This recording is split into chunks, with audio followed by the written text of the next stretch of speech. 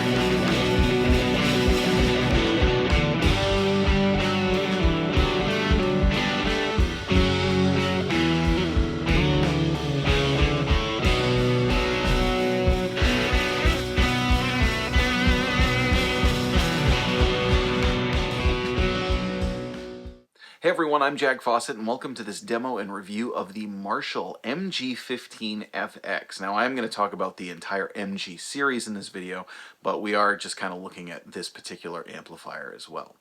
Now the Marshall MG series has been out for a long time. It's one of Marshall's lower end introduction to amplifiers. It's something that's going to be good, you know, for beginners to intermediates, give you good tone that you can afford and get into something that kind of inspires you to play and learn more.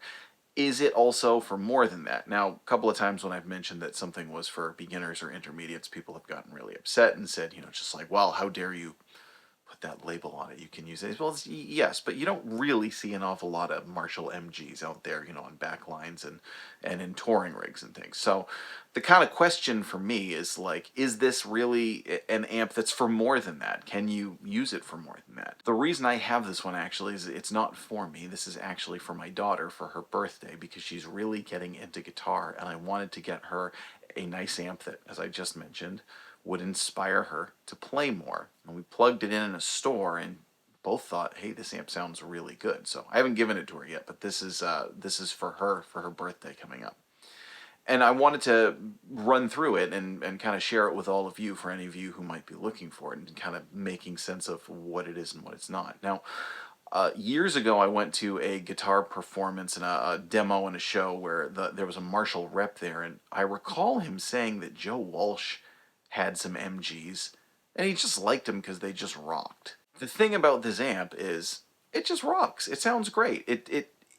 I'm not going to go out and say, like, you know, this amp blew my mind. This amp is as good as an amp that costs $1,500. Or no, but it's just really good for what it is. It's light, it gives you a lot of features, it gives you a good, usable tone. You know, it's probably not something that I would record with, but honestly, if I had to get through a gig with this, I wouldn't be choking my way through. It's got a solid, nice tone. Now, this one obviously being the small one, you know, you could only do that if you were mic'd up. If you were actually looking for a performance amp, I would look for one of the higher wattage Marshall MG series. My point is, though, is that there's a lot of bang for your buck in this amp, even though it might not be like some big kind of professional amplifier.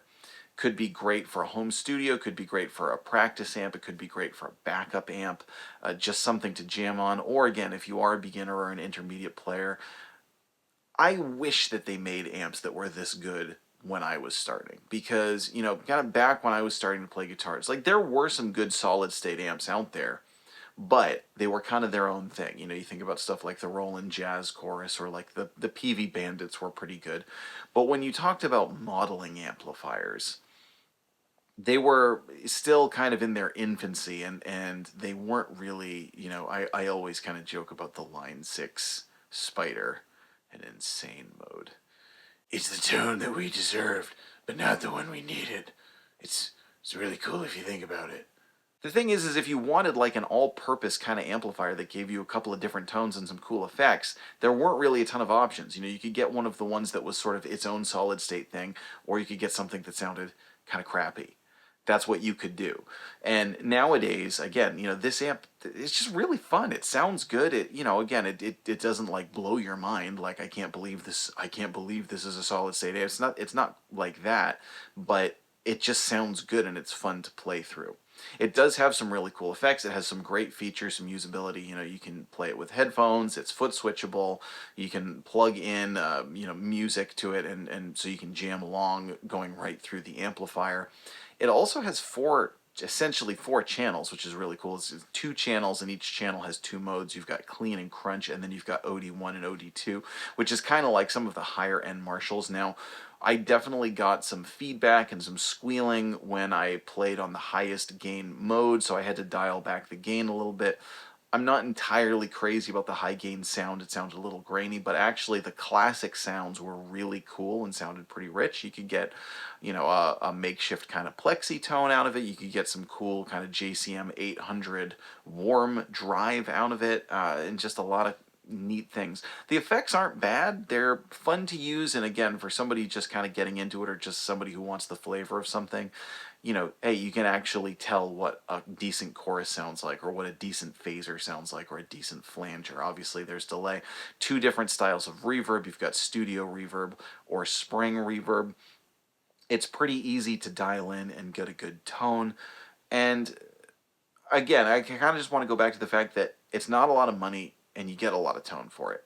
You get some actual usable tones that would inspire you to play. It's light. It's, you know, they've been around forever. Everybody knows the MG series. This is the latest iteration. At a number of different skill levels, I actually think this is something that would be worth having. So, you've just heard it in a jam. Today I'm using both a Gibson SG Standard and I'm also using a Fender Stratocaster. Now, the Fender Stratocaster is made in Mexico. Try not to go all out with super other high-end gear here to show off the amplifier. And I am plugging direct into the amplifier with no shenanigans, not using any pedals or anything like that, just hearing the tone that you get from the amp.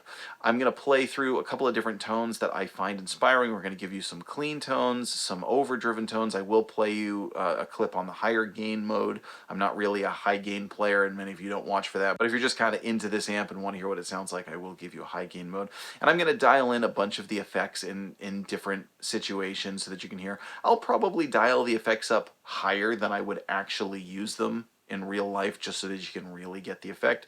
Again, also, if you're someone who's a beginner or an intermediate, you know, to give you a feel for what these effects actually do and actually mean.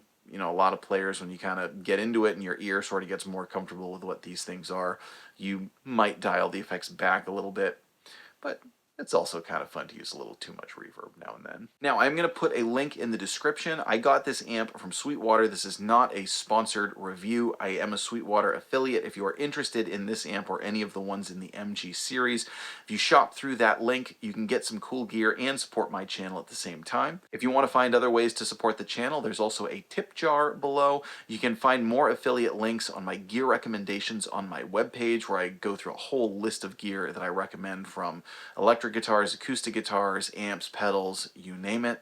Or hey, you can also download some music.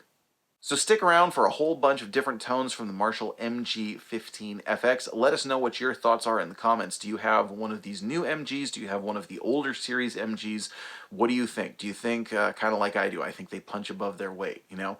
It's not like a blow your mind, you have to have this, you know, throw away your expensive tube amps and get this instead. No, it's not that. It's just a really cool amp that sounds better than what it cost. So let us know what you think. I'm Jack Fossett. Stick around for some more tone. Remember to like, share, and subscribe, and we'll see you next time.